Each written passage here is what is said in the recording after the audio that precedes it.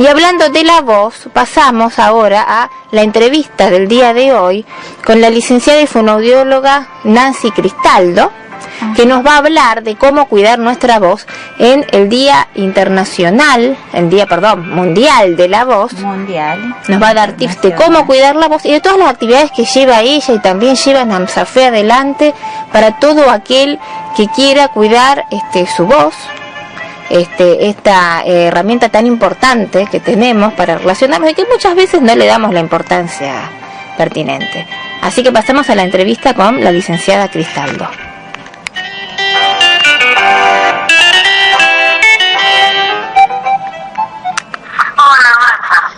Hola Nancy, gracias por atendernos. Gracias a usted por llamar. Le quiero transmitir a la audiencia que estamos comunicándonos con la licenciada Nancy Cristaldo. Ella es fonoaudióloga, es licenciada en fonoaudiología, es además coordinadora del área de salud vocal de AMSAFE, o sea, la Asociación del Magisterio de Santa Fe, ¿cierto, Nancy? Cierto, sí. AMSAFE acá, Delegación Rosario. Ajá. Y también es la coordinadora y la organizadora de los talleres de prevención de disfonías docentes, pero también de cualquier otro trabajador que use la voz, ¿cierto? Locutores, periodistas, cualquier persona que use ese instrumento tan esencial para la comunicación que es la voz. Y hoy la convocamos, Nancy, porque es el Día Mundial de la Voz. Y es una oportunidad que no queríamos dejar pasar. Hoy esta grabación la estamos haciendo hoy, que es jueves 16 de abril. El Día Mundial de la Voz, Nancy, nada más ni nada menos. Y tenerla a usted como representante de todo esto. Sí, todos los 16 de abril, así por una convención que se hizo en el mundo, se conmemora el Día Mundial de la Voz, que tiene que ver con actividades de prevención y promoción de la salud de la voz, que se hacen todos los años con la idea de hacer prevención con respecto a lo que es el cáncer laringio. Entonces, en el estamos viviendo la situación de aislamiento, sino todos los años lo que se hace en las distintas ciudades así más importantes, Nueva York, Brasil, São Paulo, Río de Janeiro, Buenos Aires, acá en Rosario, se trabaja con distintas actividades de promoción y prevención de las patologías de la voz. Nosotros trabajamos siempre desde AMSAFE Rosario, todos los años haciendo las evaluaciones de forma presencial, junto con la otorrino que mira las cuerdas vocales y las fonoaudiólogas evaluamos las cualidades de la voz. Ajá. O sea que es bien completo. Además de que sí, es bien completo. Además de que desde hace 15 años, desde AMSAFE Rosario, llevamos adelante los talleres de prevención de disfonías docentes, digamos, claro, exclusivamente dedicado a prevenir y a promocionar la salud de la voz en los docentes. Y a mí me consta, Nancy, que es excelente, porque yo misma he hecho los 2 niveles y estoy ansiosa de que instalen algún tercer nivel en algún momento. Sí, nos piden bastante eso, pero bueno, ya nos tendríamos que poner una escuela de los talleres, pero sí, la idea en algún momento es habilitar un nivel, viste, como hacen la gente que toma inglés, un nivel de mantenimiento que le dicen, bueno, estaría para pensarlo. Porque... Así que, bueno. No, ustedes los talleres lo hacen en distintas escuelas, en época normal, ¿cierto? Y lo dividen según zonas geográficas para que haya accesibilidad de las personas. Nosotros intentamos que los talleres se den en las distintas zonas de Rosario, generalmente en zona centro, sur, oeste, norte, en las escuelas y que funcionan después del horario escolar. Generalmente el horario son entre las 6 y las 8 de la noche y es un encuentro semanal de 1 hora y media que dura 3 meses. Bien vos decías, hay 2 niveles. Ahí se está yendo la voz, debe estar fallando la conexión. Si debe estar todo el mundo usando, por eso se va la señal. Sí, hoy estuvo así la señal todo el día también, ¿viste? Que yo trabajé online también con los pacientes y fue un lío hoy comunicarse. Y además, Nancy, me comentabas que tuvieron las jornadas de percepción vocal por videollamada. Sí, hoy lo que hicimos justamente por la conmemoración del Día de la Voz, hicimos evaluaciones perceptuales de la voz a través de videollamadas, donde evaluamos las cualidades de la voz de las personas que llamaban, y bueno, si había alguna dificultad que nosotras escucháramos en esa voz, le programábamos un turno con la otorrino o con el otorrino de nuestro centro de salud para cuando pase este periodo de aislamiento.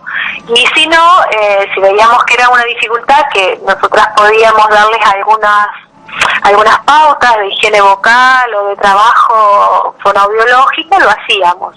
Así que obviamente quedaban todas invitadas a realizar los talleres de la voz cuando en el segundo cuatrimestre podamos retomar nuestras actividades de forma normal, esperemos. Sí, yo pienso que ya en julio, agosto, ya va a estar disipado este fantasma que estamos atravesando. Sí, la verdad que sí. Sí, la idea nuestra es, como te hablaba antes, de los talleres era, bueno, habíamos hablado de un primer y un segundo nivel. En un primer nivel lo que nosotros hacemos es mostrar todo lo que tenga que ver con la producción de la voz y mostrarle a los docentes cómo usar la voz dentro del aula, porque a pesar de que son profesionales de la voz, los docentes no se consideran profesionales de la voz y solamente consultan cuando ya no tienen voz o están muy afónicos, y bueno, y hay patologías vocales que están instaladas a veces desde hace mucho tiempo. Entonces después realizar un tratamiento cuesta el doble que si uno toma estos síntomas a tiempo, digamos. Claro, o cosas que se minimizan, que se consideran naturales, como que es así, y realmente poner ese control que están haciendo ustedes es importante y es preventivo. Claro, porque además es como que estas cuestiones de la voz no están contempladas en los institutos de formación docente. Cada vez que uno habla con los docentes te dicen, si a mí me lo hubieran enseñado cuando estudié para ser maestro, todo hubiera sido distinto. Y la verdad que sí, o sea, esto de entender la voz en el aula, la voz proyectada, no está contemplado por el momento en los institutos de formación para los docentes, que es algo básico e importante. Es fundamental. ¿Hay algún proyecto, alguna nota enviada al ministerio, ingresada al ministerio para que contemple esta situación, esta materia? Sí, digamos. Sí, a nivel gremial, nosotros todos los años, bueno, vos que pasaste por los talleres, nosotros preguntamos siempre algunas cuestiones administrativas y con esos datos nosotros hacemos estadísticas que a fin de año se presentan ante el Ministerio de Educación, donde seguramente vos recordarás que a cada uno le preguntábamos cuestiones de la voz o les hacemos hacer devoluciones de qué les pareció el taller, qué es lo que ellos necesitarían o qué pedirían, digamos, y generalmente casi el 80% te dice esto, o sea, que en los profesorados exista un espacio donde nos enseñen a usar la voz dentro del aula. O sea, eso es unánime, te diría. Esos reclamos sí lo hacemos a través de presentaciones al ministerio, a través del sindicato de ANSAFE. Bueno, y yo pienso que este 2020 tiene que ser la consagración oficial de estos programas con reconocimiento de la provincia. Ya que estamos tan convulsionadas con tantas cosas nuevas, bueno, breguemos por algo nuevo positivo que nos beneficie a todos. Sí, la verdad que sí, sería de suma importancia y fundamental, como vos decís, que esto pueda existir en los profesorados de formación docente. Y además, creo que tenés un libro, hiciste investigaciones, escribiste un libro. Sí, hay un libro escrito sobre justamente esto, contando la historia de los talleres, cómo surgieron, mostrando estadísticas y donde también se muestran ejercitaciones para el aula. Básicamente es como una guía para el docente, porque muchos docentes que tienen tienen difonía no saben cómo, digamos, cómo actuar, desde contarles que tienen que ir a un otorrino, desde contarles después qué hacer a nivel administrativo, porque la difonía es una de las pocas enfermedades profesionales que los docentes tienen reconocidas. Y bueno, entonces por esto ellos tienen que tomar otro tipo de artículo y se les otorga otro tipo de licencia, que bueno, no es la que ellos sacan habitualmente por cualquier otro tipo de enfermedad. Claro. Entonces los docentes muchas veces desconocen esto y bueno, cuando se les da así como mucha vuelta con el papeleo, desisten y dicen, bueno, sigo otro poco más, total ya estoy casi a fin de año, total después llegan las vacaciones y me cuido un poco, y resulta que así van estirando hasta que en un momento la voz no vuelve más, digamos. Entonces es ahí donde recién consultan. Claro, y la voz además, no solamente por lo importante que es, sino que, no lo dijimos porque es obvio, es el vehículo de la palabra. La palabra es la comunicación por excelencia.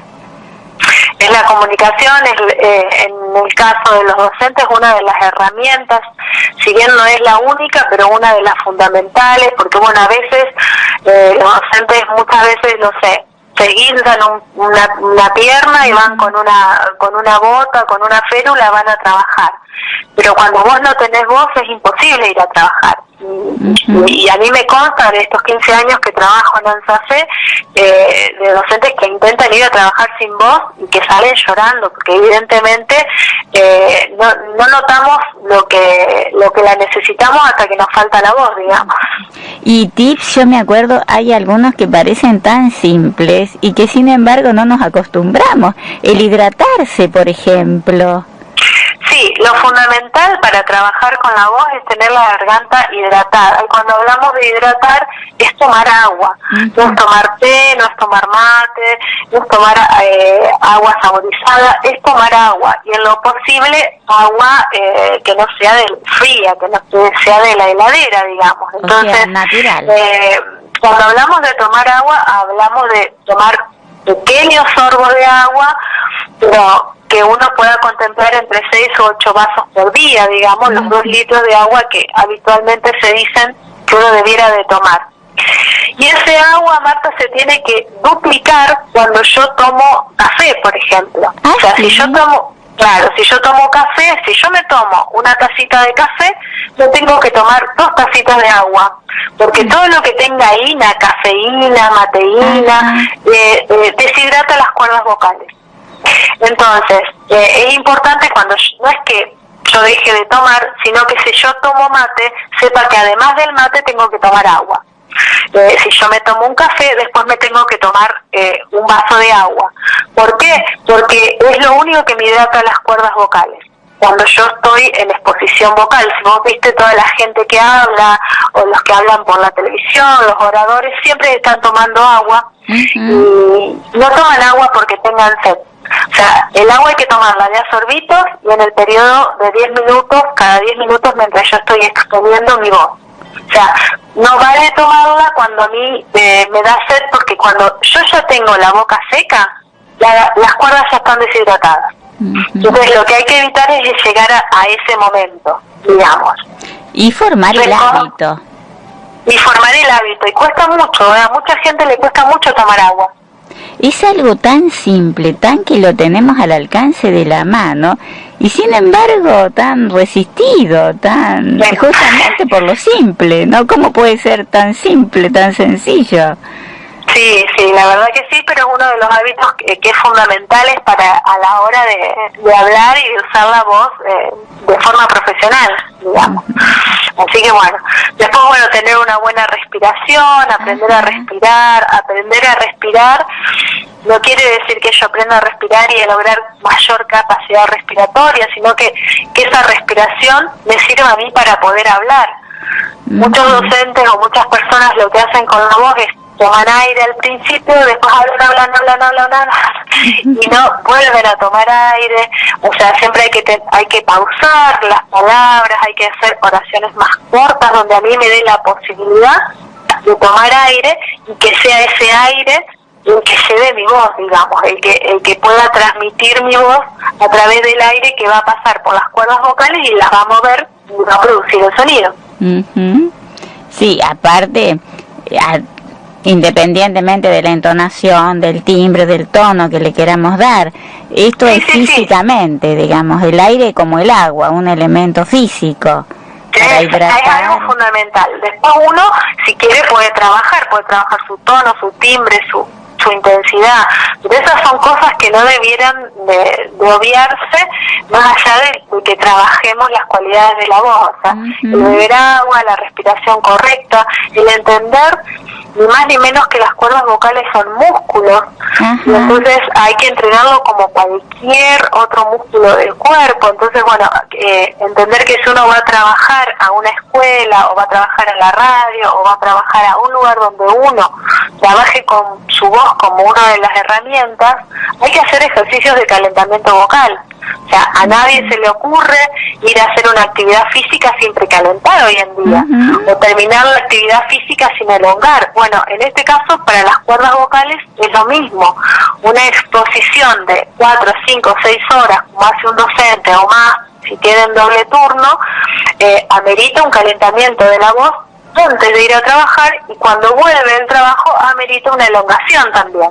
Todas esas cuestiones son las que nosotros trabajamos en los talleres de la voz y enseñamos y demás. Y otra cuestión importante es evitar hablar en ambientes ruidosos. Yo sé que todo el mundo dice, ay, pero los chicos gritan mucho y más.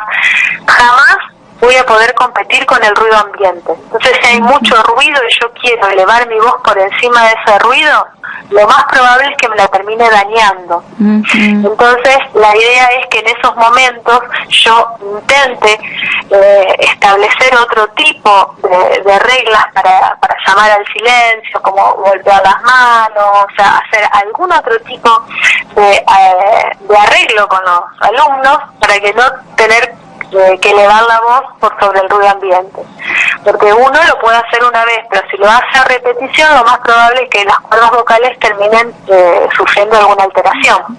Y con este tema del uso del barbijo, está bien, por el tema de la pandemia, ¿favorece, independientemente de la obligatoriedad y del coronavirus, favorece el barbijo a la voz?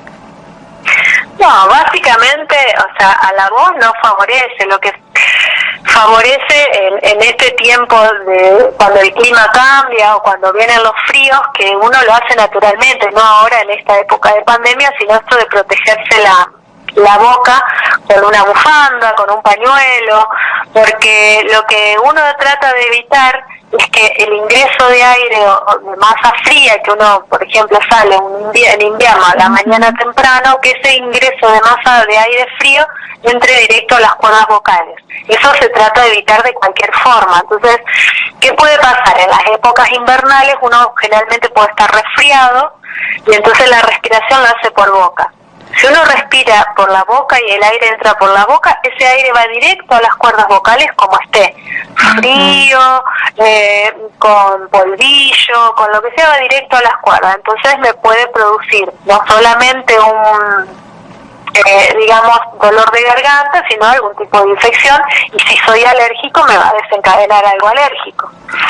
El aire siempre debe entrar por nariz, porque en la nariz están los cornetes, que son los encargados de purificar, humedecer el aire y calentarlo, digamos. Entonces, bueno, pero a veces cuando hace mucho frío uno se tapa con algo para que ese aire no entre tan frío directamente al cuerpo. Bueno, en este caso el barbijo no es que pueda resolver algo con respecto a la garganta, sí este cuidado, digamos, de que si estoy resfriado el aire no me entre directamente a la boca. Me hacías acordar una frase de la literatura hindú que dice que así como a nadie se le ocurriría tomar sus alimentos por la nariz, tampoco tendría que respirar por la boca. Me parece muy gráfico. Sí, exactamente. Ellos plantean, bueno, la respiración de yoga, la respiración de la gente que hace meditación y yoga, es una respiración siempre más bien baja, con los 3 tiempos respiratorios, o sea que entra por nariz, va hasta el pecho y baja hasta lo más lo más cerca de la base de los pulmones, que es lo más cerca del abdomen posible, digamos. Y es una respiración que es natural, la respiración postdiafragmática abdominal, que es la que va de pecho hacia abajo, que involucra costilla, diafragma y abdomen, es la respiración natural. Si vos ves a algún bebé o algún nenito chiquito, vas a ver, le mirás cómo respira, vas a ver que lo que hace es inflar y desinflar la pancita. O sea, lo hacemos con esa respiración. Después las cuestiones posturales, las cuestiones de cómo nos sentamos y demás, nos va llevando la respiración a que se nos haga más alta, que respiremos más al pecho, que nos sirve para hacer algún ejercicio físico, porque uno cuando hace un ejercicio físico necesita un cambio de oxígeno rápido. Pero esa respiración alta, al pecho, ¿viste cuando te decían los profes de hace tiempo de educación física, respiración profunda que uno hacía y llevaba todo ese aire al pecho? Esa respiración no me sirve para hablar.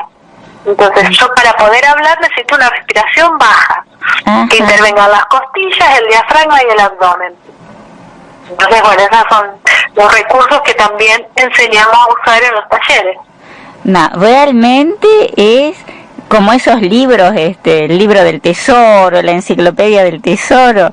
Bueno, tus palabras son un tesoro, un tesoro de cosas tan simples, pero no por ello tan necesarias, tan fundamentales, y uno las descuida, aún sabiéndolas. Es como a la persona que le dicen el cigarrillo te hace mal, y sí, lo sé, pero sigo fumando, ¿no?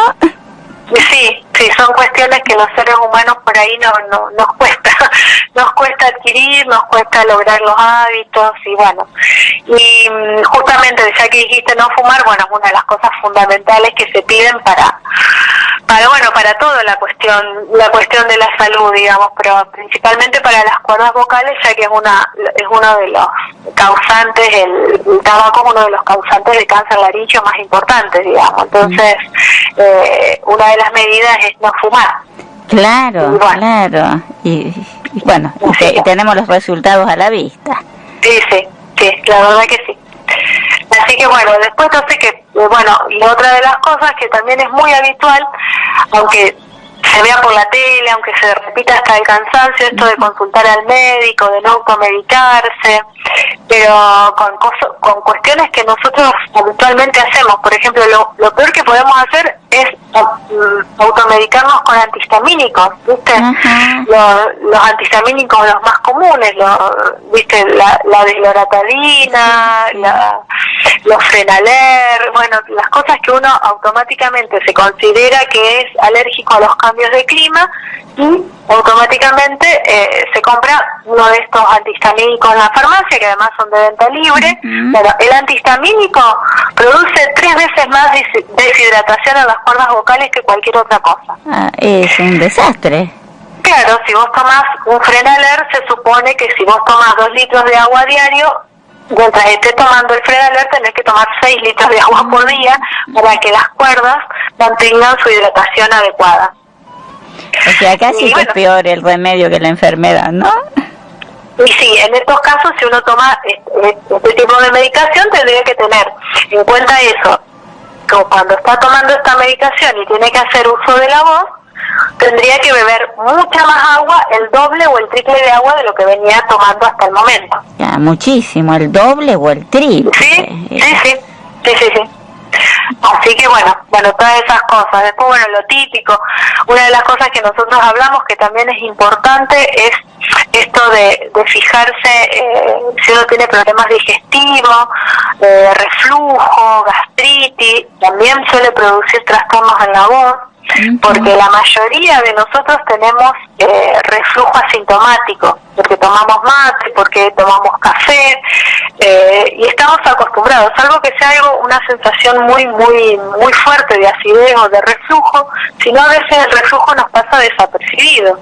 El reflujo gástrico para las cuerdas vocales es como tomar lavandina, entonces produce en la piel faríngea un estado, digamos, deshidratación y la lastima y produce disfonía.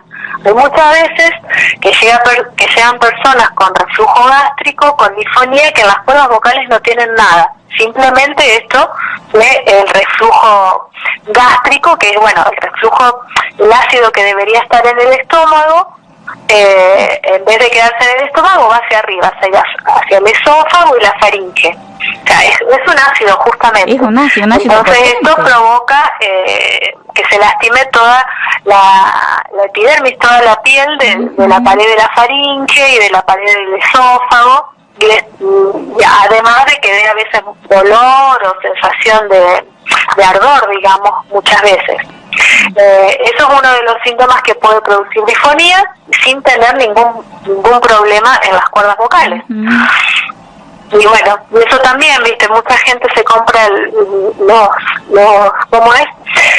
Los omeprazol, los pantoprazol, pero bueno, eso requiere un tratamiento, no es que yo, bueno, tengo reflujo, me tomo un pantoprazol hoy y ya está, no, eso requiere un tratamiento con el gastroenterólogo, de los miligramos diarios que debe tomar y demás. Y bueno, pero por eso digo, son cosas que habitualmente hacemos y que por ahí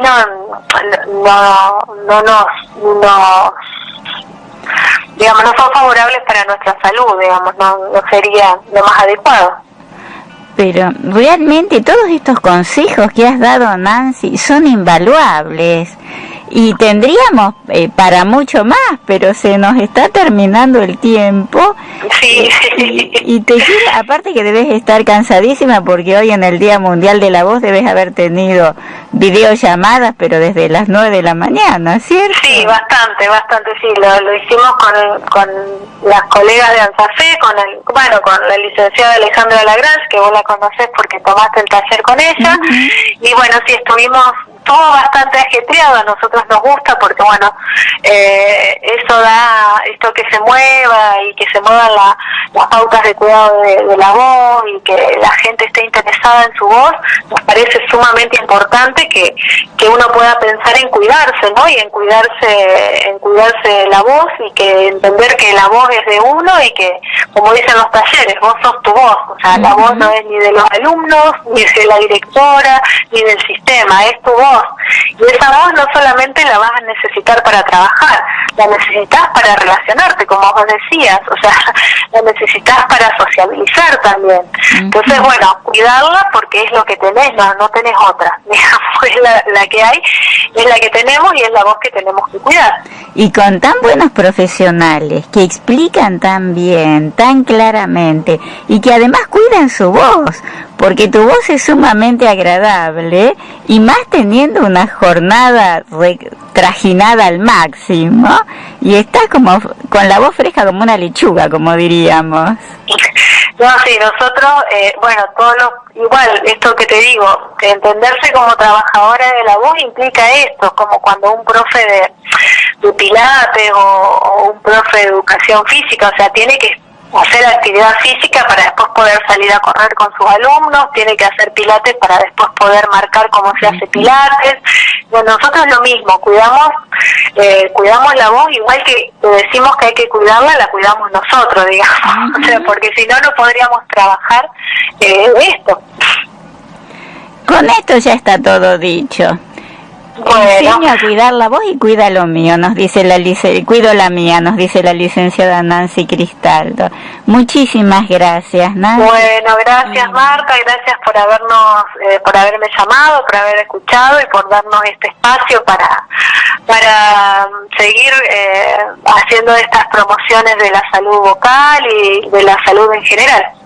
Y a disposición cualquier cosa que quieran transmitir, informar, no duden en comunicarse, que lo publicamos en la página nuestra, sale en la radio, de algún medio se hace público, Nancy. Bueno, muchas gracias, te agradezco tu amabilidad. Hasta siempre entonces. Hasta siempre, hasta luego.